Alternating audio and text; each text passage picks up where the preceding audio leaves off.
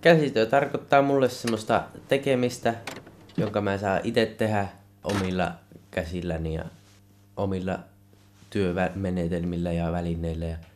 omasta päästä. Meillä on täällä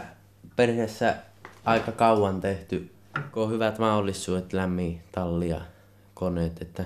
on mukava tehdä, ei tarvi näperellä jossakin nurkassa. Isä on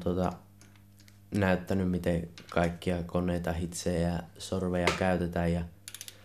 miten voidaan eri kappaleita työstää eri muotoisiksi, että ei aina tarvitse olla sorvattava tai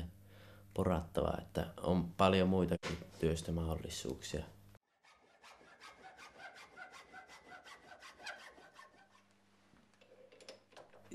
Mä luulen, että se johtuu mun luonteesta täysin, että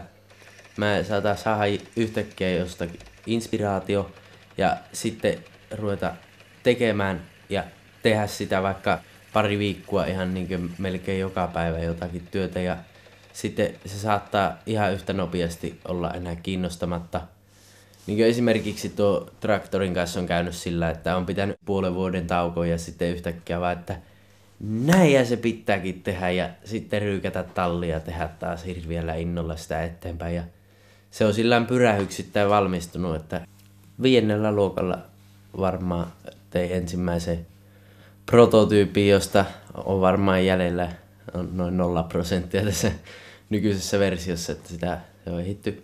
purkaa ja koota ja tehdä uusiksi melkein kaikki mitä siinä on. No käsityöthän on mulle ne on niitä omia luomuksia, että niitä saa ihan itse ihailla ja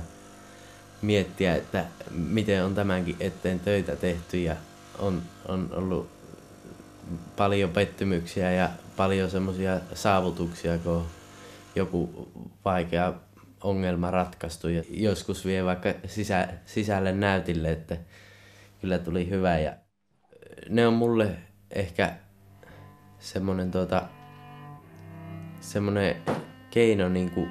näyttää, että en ole vähäisin enkä varsinkaan varmaan viimeisinkään, että on aika monimutkaisiakin joskus tullut tehtyä ihan vaan kokeiluhalusta ja siitä, että joku muukin on saanut näitä aikaan, niin pitää testata, että onnistuuko itse.